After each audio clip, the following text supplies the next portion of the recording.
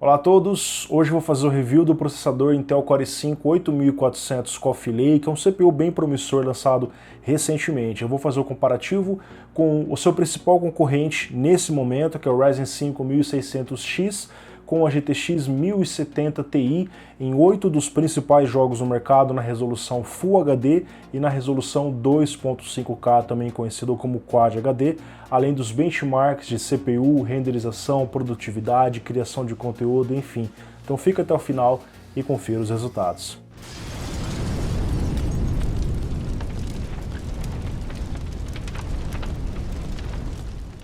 Precisando de reparos em placas de vídeo, placas-mãe ou mesmo notebooks, MacBooks, equipamentos de informática de uma forma geral, conte com assistência técnica parceira que atende em todo o Brasil, GTEC Informática. Em primeiro lugar, o que é o Core i5-8400? Na minha opinião, o Core i5-8400 é o CPU mais interessante da geração Coffee Lake, tem a melhor relação de custo-benefício. Apesar de você ter ali o i3-8100 com 4 núcleos e o i7 com 6 núcleos e 12 threads, a faixa de preço dele, pelo que ele oferece, é mais interessante para mim. E o mais interessante é que esse é o primeiro Core i5 que trouxe 6 núcleos na plataforma mainstream. Até então os Core i5, conforme passava gerações, melhorava o desempenho por núcleo, a GPU integrada, o IMC, o IPC, melhorava-se realmente o desempenho. Se você pega um Core i5 7400 e compara com o i5 de primeira e segunda geração, ele é um CPU bem melhor.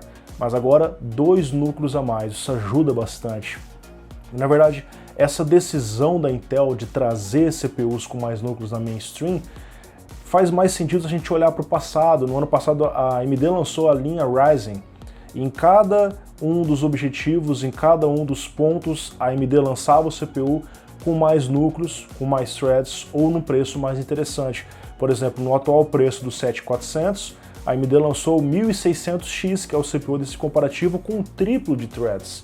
Isso era bem mais interessante para mim e para várias outras pessoas. Então a Intel acabou lançando uma nova geração, as placas Z370, a arquitetura Coffee Lake, para disponibilizar CPUs com mais núcleos, e o i5-8400, por exemplo, manteve-se no mesmo preço do 7400. Por isso que é um CPU que, como eu disse no começo, me parece interessante. Porém, essa troca de gerações veio com algumas polêmicas, porque as placas para Coffee Lake impediram o uso de CPUs antigos, de CPU Skylake ou Coffee Lake, ou o contrário, você não consegue pegar os CPUs atuais de 6 núcleos e usar nas placas de sexta e sétima geração. Além disso, só foram disponibilizadas as placas Z370, ainda não tem placa barata na faixa dos 300, 400 reais. As placas Z começam a partir dos 750 e vão subindo.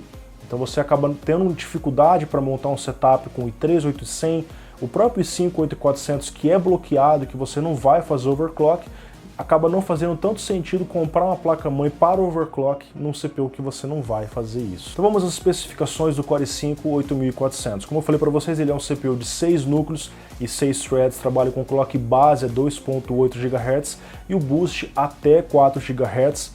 Realmente, se você está na área de trabalho sem fazer nada, ele pode atingir 4 GHz em todos os núcleos, mas quando você estressa todos os núcleos, usa 100% deles, tipicamente a frequência varia de 3.8 a 3.9 GHz, o que já é um avanço em relação ao i5-7400, por exemplo, já que ambos os CPUs têm o mesmo TDP de 65 watts, o 8400 trabalha numa frequência maior e tem 2 núcleos a mais. Então aí a gente vê uma evolução na eficiência energética que foi feita. Aumentou-se os núcleos, manteve-se o mesmo TDP. A frequência padrão de memória do CPU é 2.666 MHz, lembrando que você pode usar 2.400, 2.133 ou pode usar acima disso também 2.800, 3.000, 3.200 nesse caso em overclock. Mantém-se o suporte ao DMI 3.0 e as mesmas 16 linhas PCI Express das gerações passadas dedicadas ao processador. Bom, eu não tenho a caixa do CPU, então não vou fazer um unboxing dele, mas basicamente ele vai acompanhar aquele mesmo cooler box. Os CPUs da Intel de 65 watts trazem um cooler box. Eu fiz um teste para ver se ele é eficiente para trabalhar com esse processador e a gente vê que rodando um stress aí no Prime 95 por 15 minutos numa bancada aberta e temperatura ambiente 24 graus, o CPU atingiu 78 graus, uma temperatura preocupante. Ainda está longe do CPU desligar, que é nos 100 graus, Se você está com o gabinete fechado, num ambiente quente, essa temperatura invariavelmente vai ficar maior. Então o meu conselho, você consegue sim usar o Cooler Box, mas fique de olho nas temperaturas. Se estiver passando de 80 graus, 85 graus, utilize um cooler melhor. Como vocês podem ver no teste, o Gamox 400, que é um cooler de R$120, reduziu em 20 graus a temperatura. Isso é uma redução bastante significativa. Vamos agora, enfim, aos testes em jogos, comparando o i5 8400, o Ryzen 5 1600X com a 1070 Ti. Eu volto em seguida para comentar os resultados.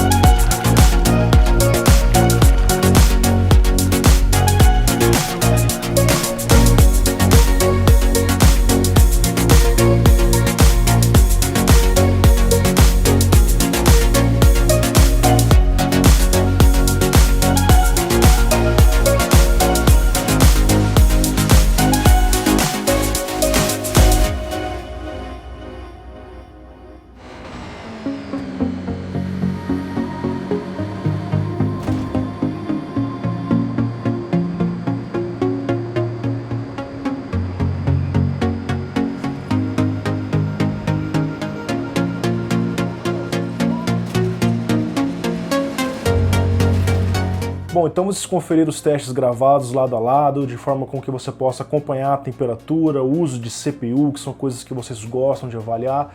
Agora, os meus comentários acerca dos resultados. Começar aqui então, vocês estão vendo ali a performance comparando o 1600X com o 8400. E uma coisa que já espanta um pouco é no Assassin's Creed Origins, né? Uma diferença grande ali na mínima e uma diferença grande também na média. Na minha opinião, isso é questão de otimização, porque se você compara um outro jogo que também é exigente para o CPU, como é o caso de Battlefield 1, a gente vê que a diferença entre o Ryzen e o i5 é bem menor, tá? O Ryzen pegou ali 122 na média contra 131 do Core i5 e mínimo em 108, isso rodando no Ultra na resolução Full HD. Tá? Então pode acontecer sim de um jogo ou outro ainda não estar bem otimizado para trabalhar com 6 núcleos e 12 threads e você acaba vendo resultados um pouco estranhos como esse. Na segunda parte da tabela a gente vê o Project Cars 2, mais uma vez o i5 se saindo na frente, tanto na mínima quanto na média, mesmo tendo aí menos threads, né?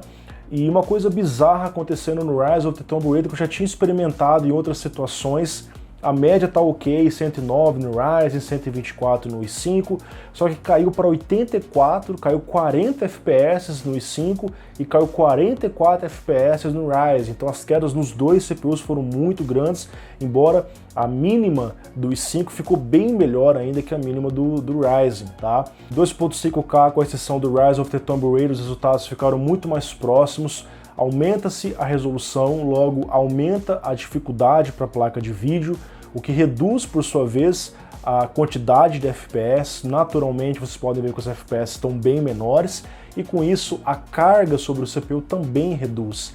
Você vê resultados mais próximos. Então, independente se você está jogando em Full HD com alvo de FPS menor ou em 4K a 60, 2.5K a 60, você vai acabar encontrando um resultado muito mais próximo entre CPUs, conforme vocês estão observando aqui. No índice de fluidez, que avalia a variação média do tempo do frame, nós vemos que apesar de ter mínimas menores, olha que interessante, o Ryzen 5 1600X se sobressai em casos como Battlefield 1 e Project Cars 2, apresentando, no entanto, resultados próximos nos outros jogos.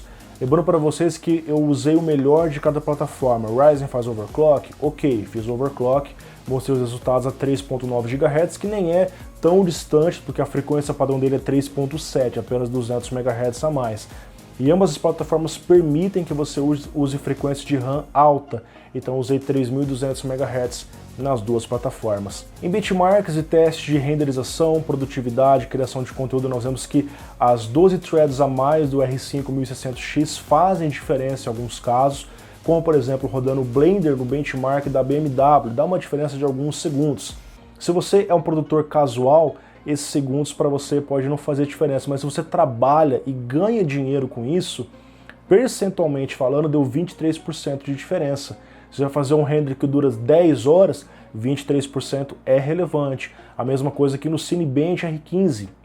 O desempenho single core do 8400 ficou um pouquinho melhor que o do Ryzen, mas o Ryzen tem a diferença no multicore de 38%, e o Cinebench é um benchmark do Cinema 4D, que é um software importantíssimo para a produção de filmes. Porém, curiosamente, nem sempre o Ryzen fica à frente, mesmo tendo o dobro de threads. Em After Effects CC 2017, por exemplo, ambos os CPUs ficaram tecnicamente empatados, e algo parecido aconteceu no Vegas 15. Inclusive eu fiz um teste extra, eu coloquei a placa de vídeo para renderizar. Às vezes a gente fica falando assim, CPU para render e GPU.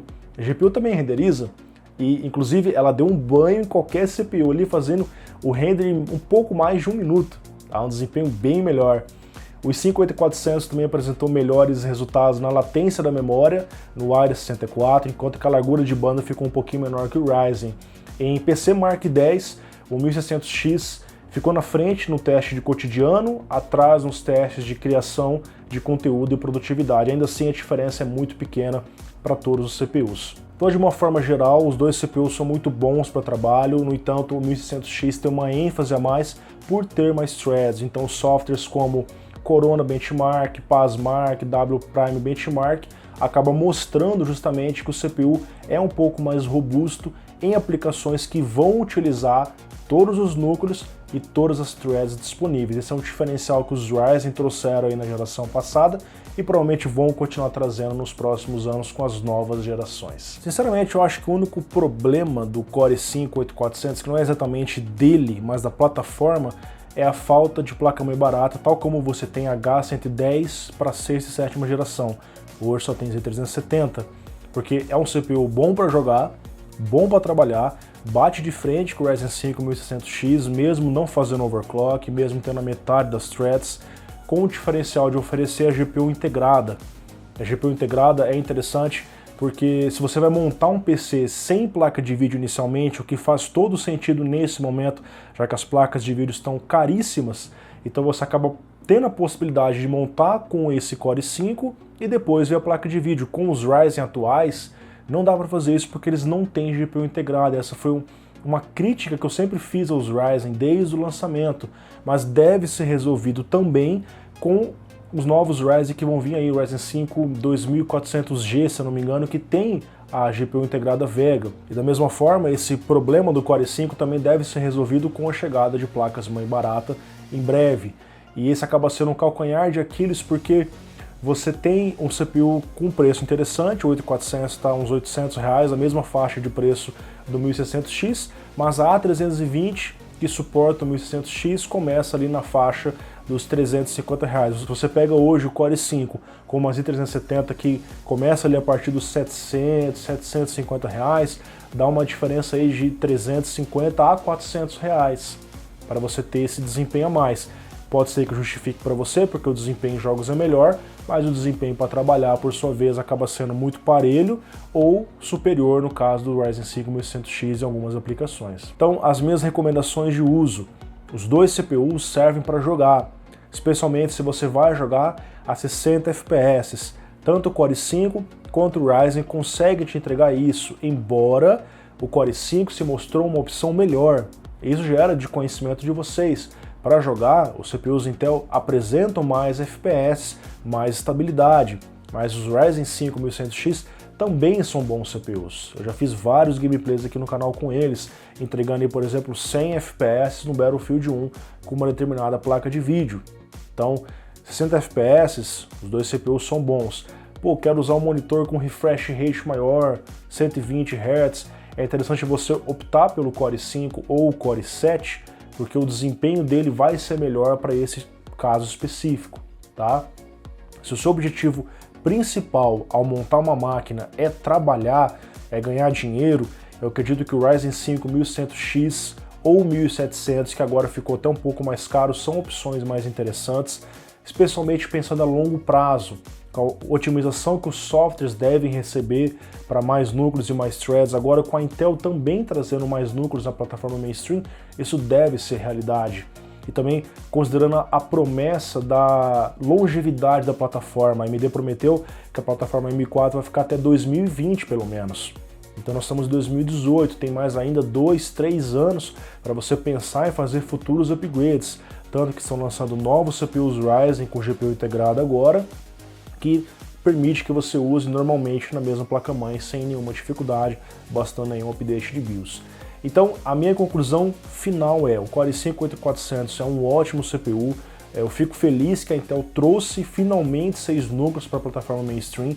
Precisou de uma cutucada da concorrente para que ela trouxesse isso, mas nós, gamers e consumidores, agradecemos. Se você já tem um CPU hoje, um Core i5, um Core i7, na minha opinião, não vale a pena fazer upgrade. Fica com o que você tem, especialmente nesse momento delicado do mercado, onde os componentes de hardware, especialmente memória RAM, placa de vídeo, estão ficando caríssimos. Se você vai montar algo do zero, hoje o Core i5 8400 é uma opção interessante que eu recomendo para você, tanto para quem quer jogar quanto para quem quer trabalhar. Eventualmente você pode também avaliar a opção do Ryzen 5 1600X ou 1700, que por ter mais núcleos, no caso do 1700, ou mais threads, no caso do 1100X, faz uma diferença em determinadas aplicações. Aí você avalia qual você vai utilizar e qual vai ser melhor para você.